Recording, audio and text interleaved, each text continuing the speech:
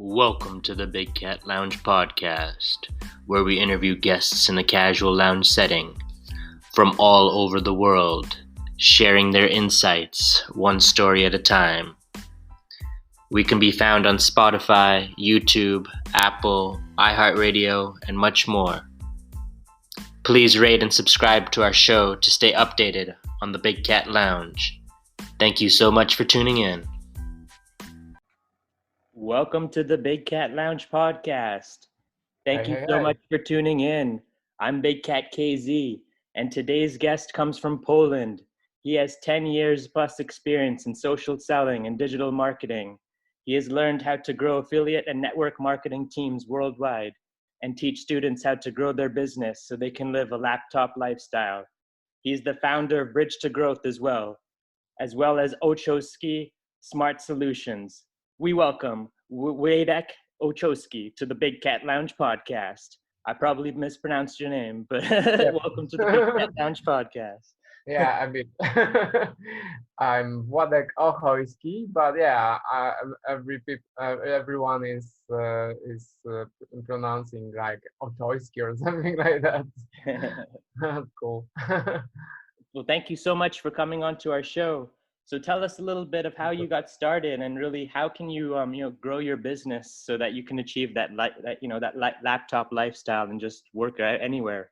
Yeah, so I started um, as a, I think I can name it loser because I was 15 years ago, I was a personal development trainer, and I started to teach people how to accelerate the reading, their learning skills, so that they can read 10 times faster.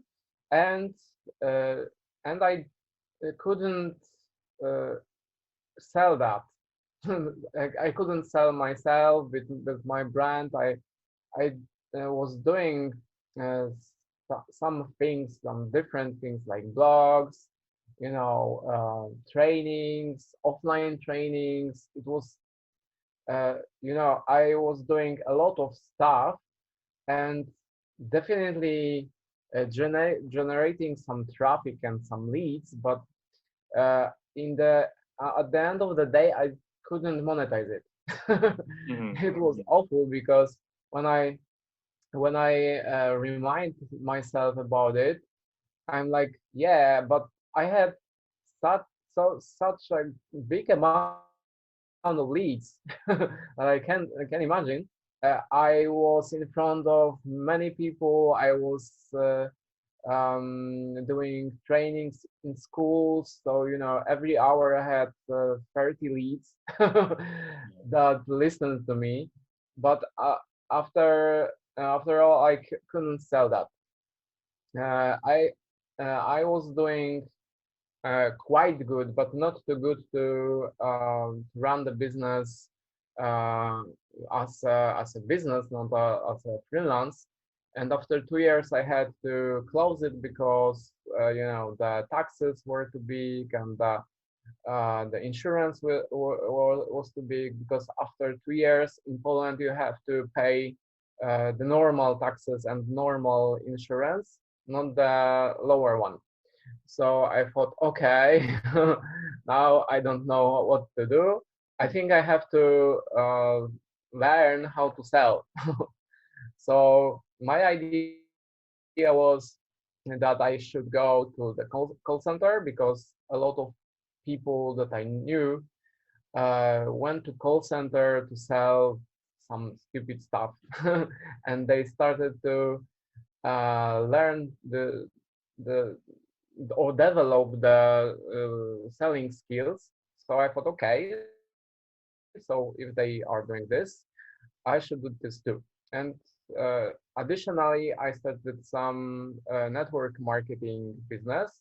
So I learned to sell, 100 calls in a day, or 150 calls in a day in the call center. And after call center, I was doing the network marketing thing. But obviously, I couldn't grow my business because I didn't know how to get the leads.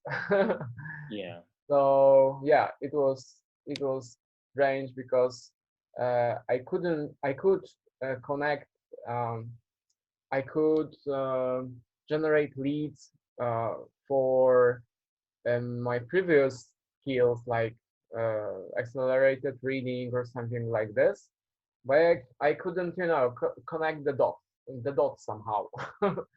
So, so yeah, I couldn't get the leads. I didn't know how to get the leads for my network marketing business because I was like, okay, so I have to show the people that I'm a network marketer and I want to work with them. So showing all the cards at once and not attracting people. And I used to, I just used to spam people on platforms, uh, different social media platforms, because there was no Facebook. There was a Polish platform that had a name like Golden Line or something like that. And I remember a day where I spammed per 300 people. I don't know why they didn't, block me on the platform, but I spammed 300 people. I thought, yeah, I have to take massive action. And I remember the sadness and the awkward feeling, like, okay, but now no one is replying to me, and only one person from the 300 amount of people told me, okay, I'm interested, but then he ghosted me. So it was so awful. My girlfriend that I had uh, the other day, the 15 years ago, was like, what are you doing? I'm like, I'm building a business. She was like, okay. So, so why there are no results?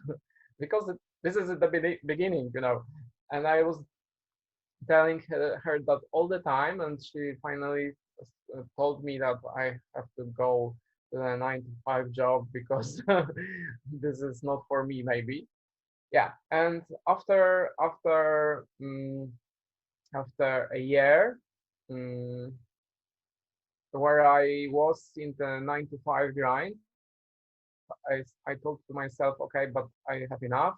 I changed 5 bosses through the year because no boss was the cool one. So after the year, I thought, okay, I will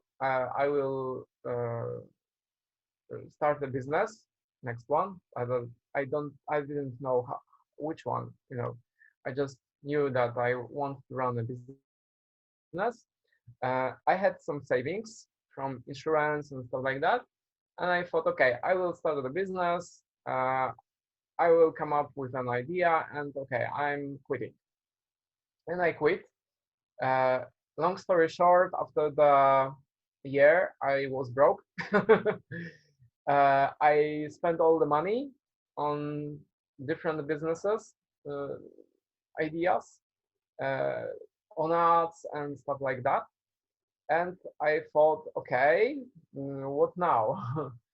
But I I had the skill of recruiting and growing my brand to Facebook because Facebook was up at the moment, and I could generate leads, I could generate contacts, could build my brand, and I was quite good at recruiting. I built I had few hundred or something like that people in my organization, but somehow they started to quit and my income dropped. So okay, I thought, okay, I have to find something else because I don't like MLMs anymore.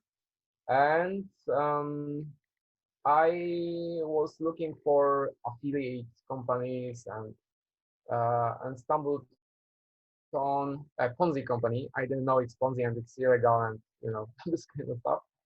Um, and many people on Polish Facebook, many of my Polish friends were doing that, and I was like, okay, I can recruit. I see that there is a cool cash around, and yeah, let's do it. And uh, mm, uh, on I was selling at that time my mentoring sessions and mentoring programs because I came up with the idea of selling mentoring programs about Facebook organic.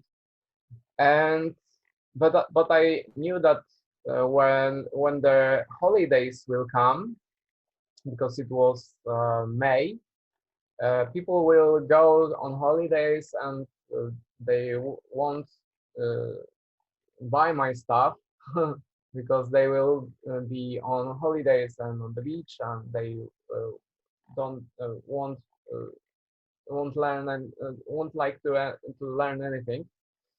So I had in mind that I have to build a big organization in the Ponzi in the Ponzi company, and I did that. I built up a team of 400 people and made a lot of money. But after a year, the company crashed because PayPal blocked their money. So after that, I started to engage uh, in some similar companies, but they were crashing after a few months because it's not a good business, not sustainable. And finally, I started to think, okay, I have to build my mentoring business because I'm good at generating leads, and and that was it. And I just started to sell the mentoring sessions, and uh, one of my clients uh, went on LinkedIn with that what I taught her, and generated a lead, that a client actually, that uh, was a big client from London, big company, and uh, bought from her some services, cleaning services, and paid her $10,000 a month. Wow, So yeah. I thought, okay, this is cool. So why I'm not on LinkedIn? and I started uh, my journey with LinkedIn, and yeah, and gained some clients. So I started to generate clients for marketing companies, for cleaning companies, IT, different companies, and I was good at it. I was good at it, and generated leads from uh, internationally. Uh, yeah, and long story short, I'm doing it until now. I'm generating leads through LinkedIn. I'm generating leads from Facebook, organically mostly. But for my clients, I'm also generating leads, or not me, my team, uh, like from paid ads. So right now it's quite different. Uh, it's a different approach than I had some time ago, because you could just send code features to people, and you could build a 6 or 7 figure business on LinkedIn or on Facebook. But now it's all about network. So uh, it's different. and people are like, okay, but I don't want to see your cold beach, you know. So Yeah. that's my story. Yeah, no, it just depends. I guess everyone has to, pivot and change their strategy because each platform is very unique in nature. Yeah. Like Instagram has its own little niche. LinkedIn is a professional network, but there's just so much access to high profile individuals that Yeah. you have. It's just figuring out how to craft and maximize their time, and then just craft their ideas and just really collaborate, because that's a good environment. And then yeah, there are a lot of people that are selling on LinkedIn, so it is interesting to have that balance, because at the same time you should be providing value to the community. And a Mm-hmm. lot of people just keep saying that they need something, which is fine. We all need something, but there's resources there and people are willing to help out. It's just they need to reach out, and just ask, and it will be provided. But it is there for them. It's just they have to just Yeah. seek it out. So for you, you kept changing your strategy, right? Because you're doing some, I think, mass pitching initially, and it may not have been customized. So that's why Yeah. your engagement rate might not have been as successful. But now over the years, you continue to change your approach, and you've had to, because it's the only way to keep up with the ongoing marketing in the future state that we're in. Mm-hmm. Yeah. This brings us to our quote section. Businesses die every day because they believe too much in technology. The only difference between entrepreneurs who survive in the long run is they build relationships online. Yeah, that's right. Yeah, I'm seeing all the time the people um, that are saying in their posts this thoughts like, yeah, you can scale with automation, but um, and in the end of the day, when Facebook dies, you know, and bots die, and LinkedIn dies, and stuff like that, you you, you won't have any network that you will can spam. But uh, when LinkedIn dies, or Facebook dies, or Instagram dies, you will still have the relationships, and people will remember you. So Mhm. it's cool, always cool to build a relationship, although it's not easy at the moment, because through 2 years, LinkedIn and mostly LinkedIn uh, was a pitch fest, you know, and people nowadays are like, okay, another marketer. Uh, he wants to talk with me, but I think into after two tenses there will come a pitch. So it's also good. This is a good tip for people to look for potential leads that are not so long on LinkedIn, and you can do that through Sales Navigator, and just there is a filter uh, where you can say to the Sales Navigator that you want to engage with people that have their account for 3 months or something like that. So they are not burned with the features.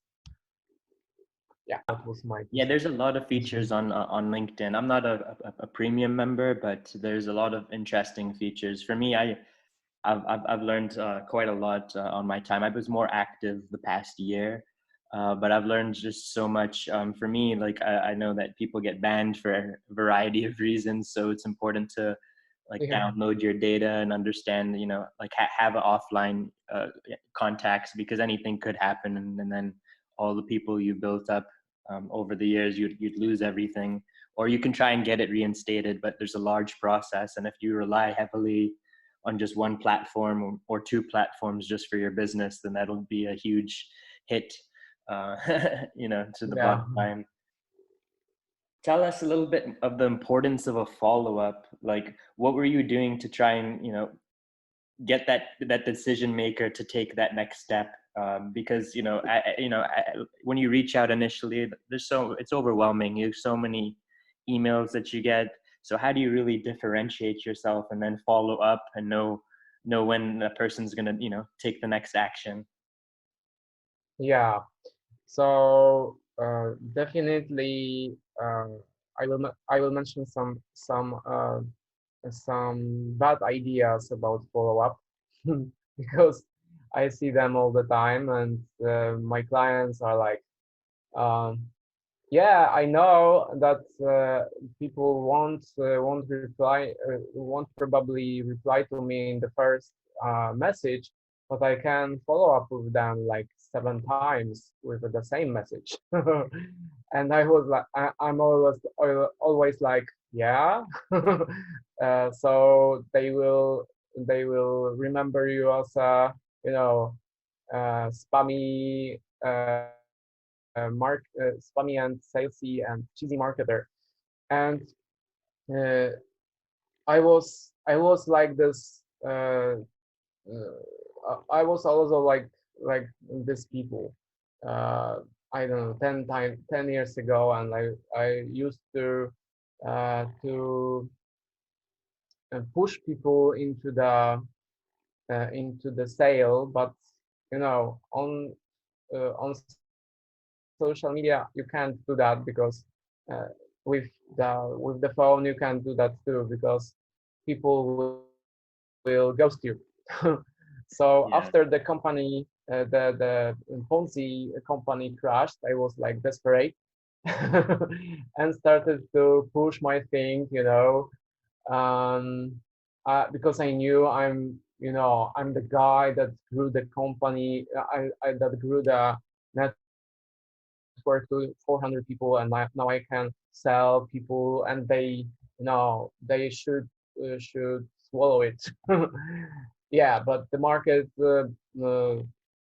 showed me very fast that I cannot do it, and every day was like, okay, I have to do more of the follow-up, like pitching. And every day, at the end of the day, I was uh, more depressed than the earlier day. So I started to look for some another ideas, and I stumbled on Grant Cardone, which showed me uh, ideas for 365 days. And I decided to change the approach. So the follow-up should be always a meaningful thing, not like, okay, what's your decision, or what are we doing with this? But it should be not focused on sale, but focused on the person, to help them. You can mention the sale, the contract, or the deal in the follow-up, but it's cool to give some value in the follow-up, and engage in the conversation, because otherwise people will block you, will ghost you, and stuff like that. And some ideas for follow-up that you can do. You can do consultations. uh, Sometimes the consultations won't land because people are very busy, and although you are very busy, you don't want to put a lot of consultations, just 3 consultations on your calendar, because it's not scalable. If you have a lot of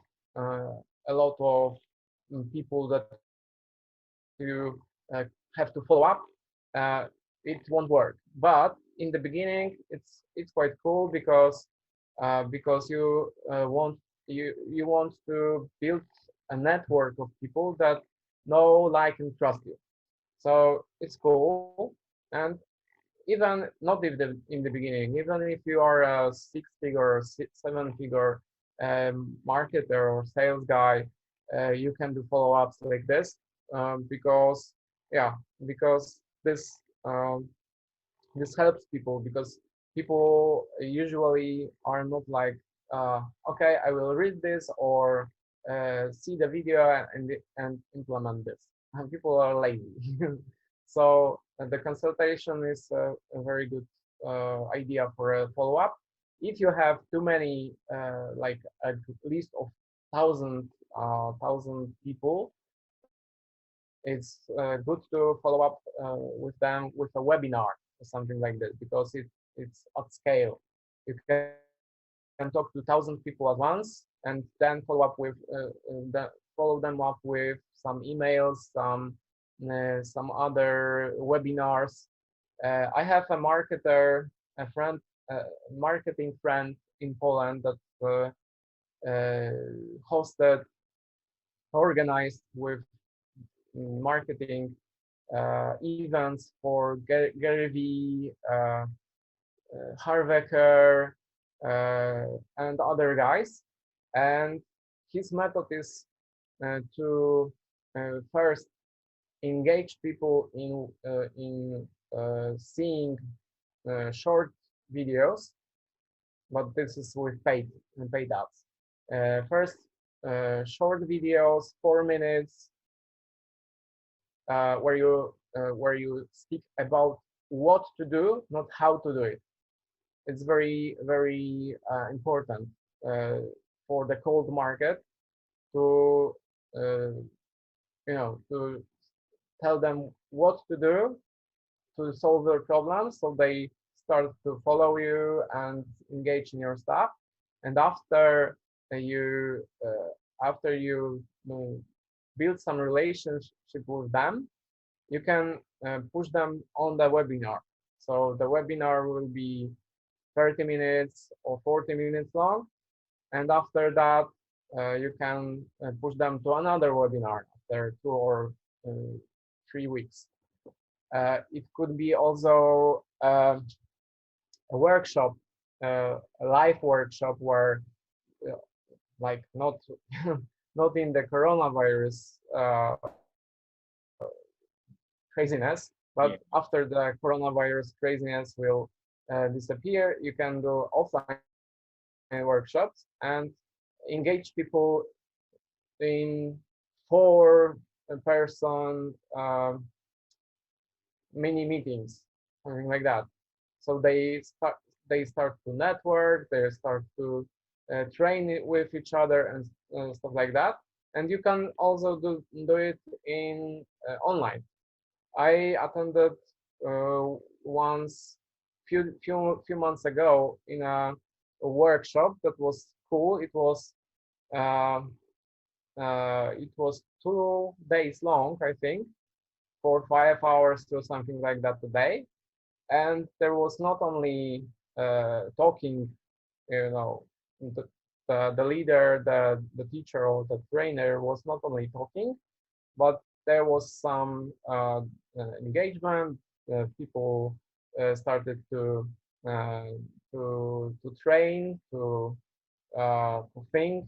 Uh, there was some exercises and also some exercises in 4 people, four in groups, like 4 people in a room, in a Zoom room or something like that. So it's also a good thing for a follow-up, because it's a very meaningful and engaging follow-up. For my clients is also interviews. So when you want to reach a C-level person, and usually C-level people are not like, okay, I will network with you, because they are too busy and when you pitch them with a networking pitch, not pitch maybe, but if you want to network with them, like on LinkedIn, it won't work probably. Uh, if you send them a very hyper personalized message with an email, they might get you with you on the call, but you don't have to. You can't sell them there in email and on the meeting. Sometimes it will come up by itself, like, okay, tell me what do you do, I will tell you what I'm doing, and maybe we'll meet here. uh, I had this kind of meetings with people that were decision makers in companies, and it went cool. But uh, nowadays people are too busy to do that, and we are doing something like uh, this interview strategy.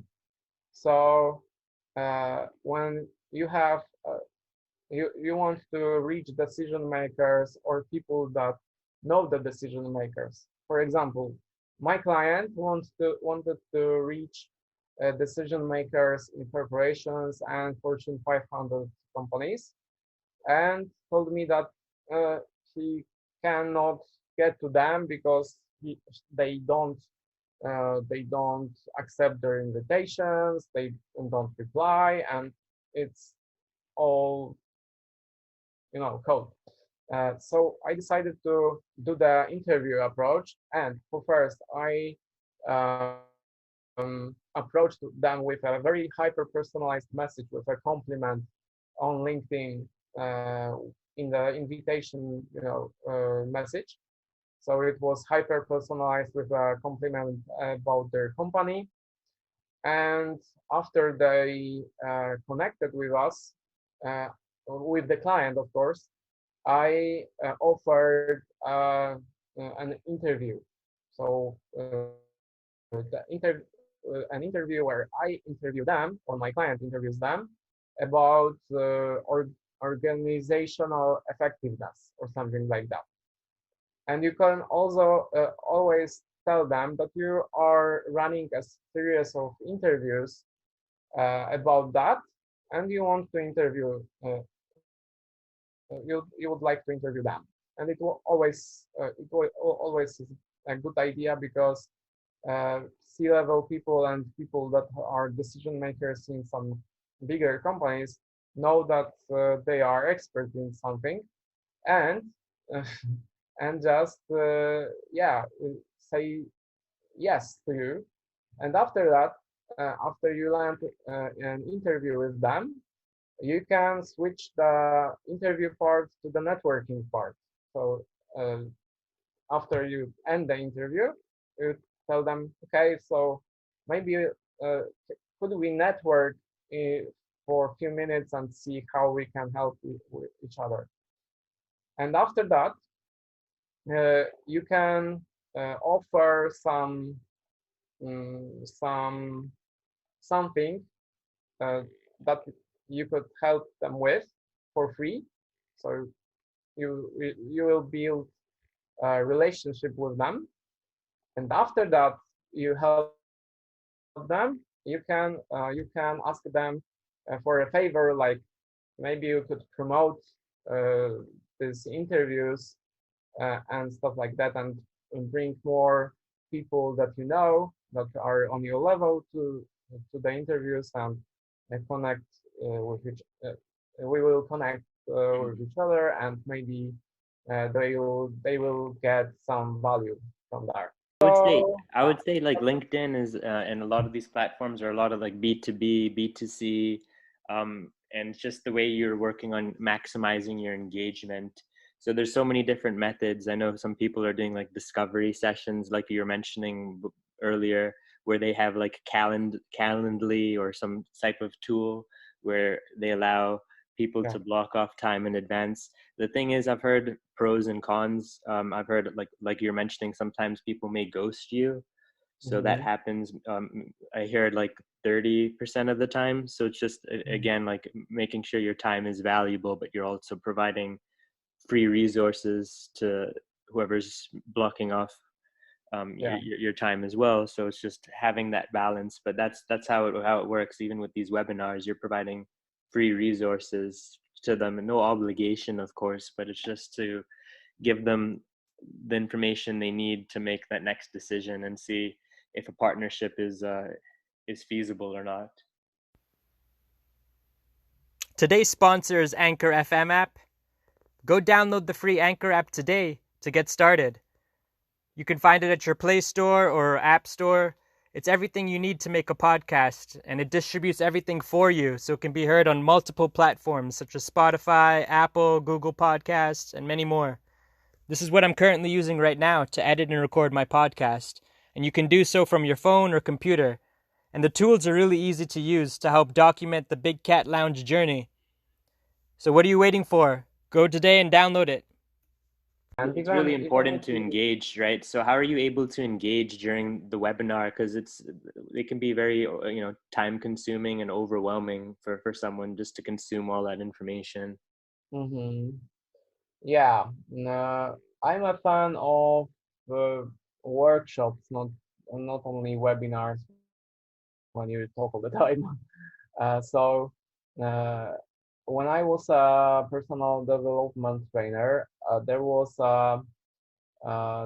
they taught us the trainers that taught the trainers uh, that we should not only talk but engage in some exercises. So I usually structured my webinars or my courses like, okay, in this hour I will talk for 10 minutes or 5 minutes, and uh, and after that they will get a task to do that would engage them for 20 minutes or something like that. And after the task, I will do a round, like ask, asking every person that was involved about their ideas and their and what they took out of it. And that is usually my ideas for webinars. I saw that kind of um, that kind of webinars also uh, in some coaching firms on that are are on Facebook, but I was a part of uh, their exercises and trainings. And when it comes to other ideas for webinars, you just talk um, about the subject, and you uh, you get an example from people. So you engage people with uh, questions like, okay, you maybe talk about Facebook ads. Okay, so you are talking about Facebook ads and tell people, okay, so a Facebook ad should look like this.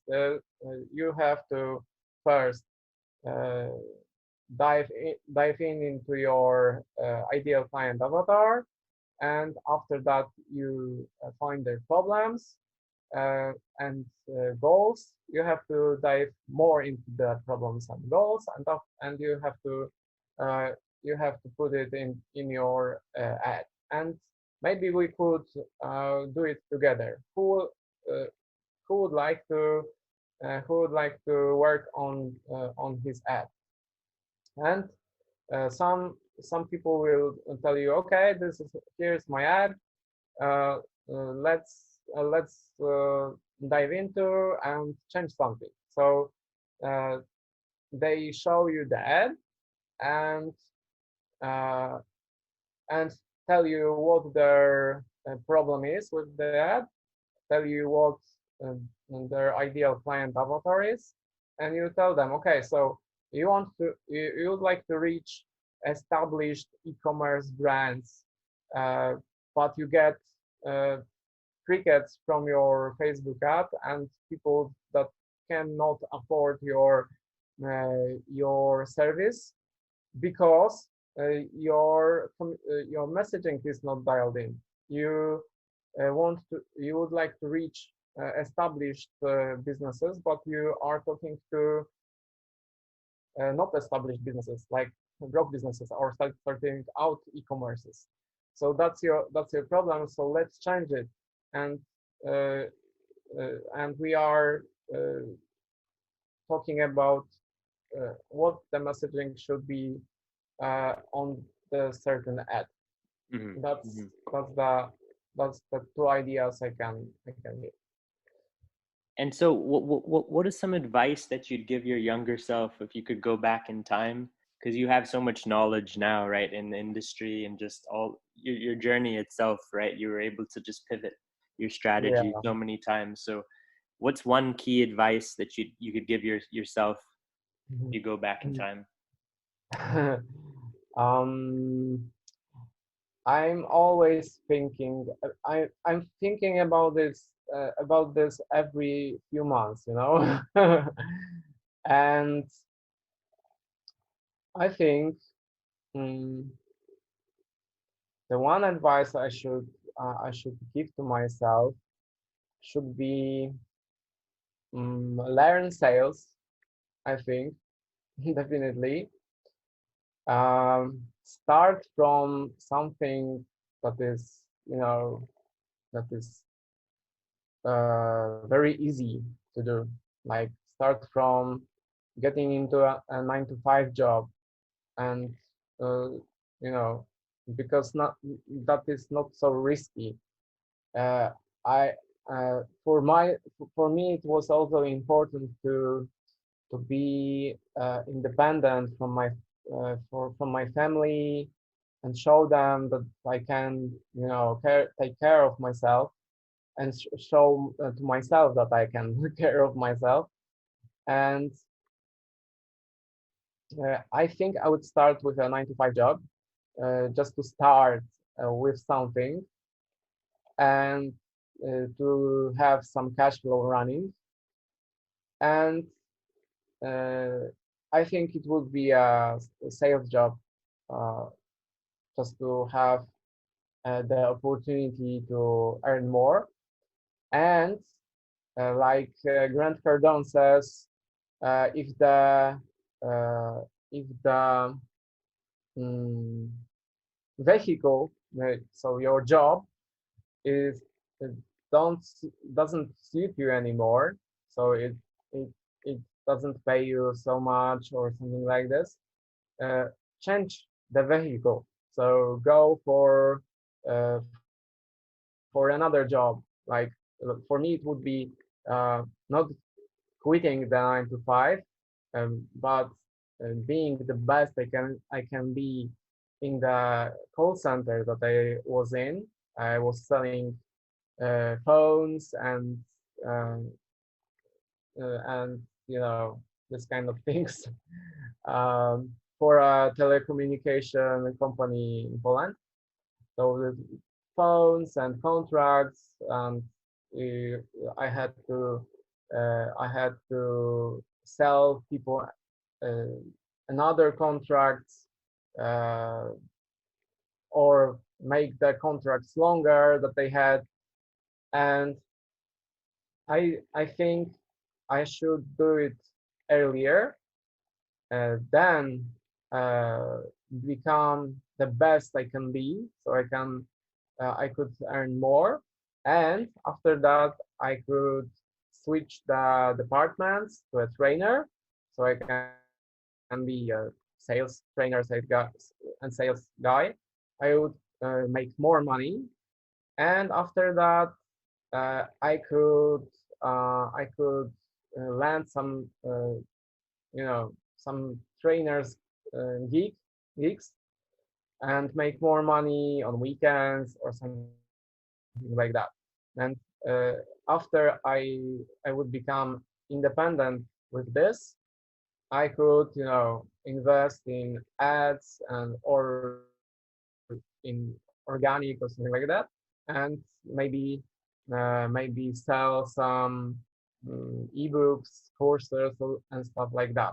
So when Facebook started to become famous, I could start to run ads with my courses, and yeah, and I think it would be cool.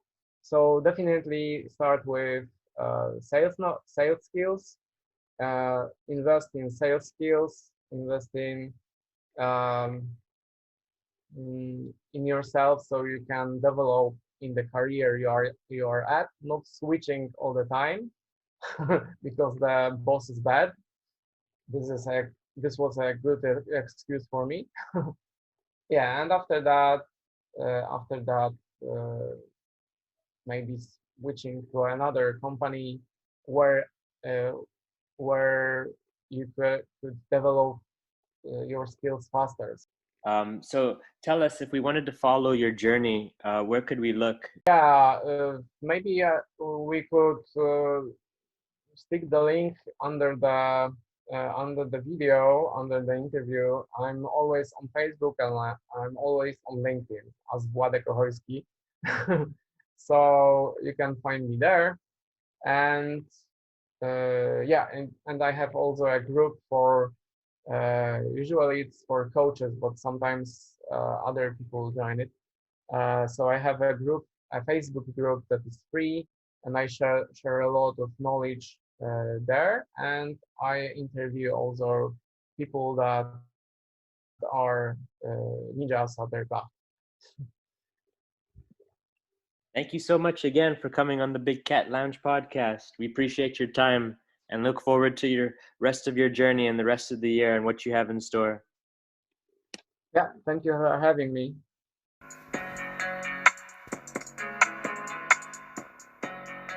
We are accepting applications if you think you have what it takes to be a big cat and be a guest on the show.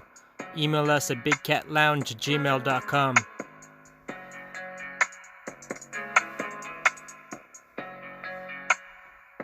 Thank you for listening to the Big Cat Lounge podcast. Hope to see you soon.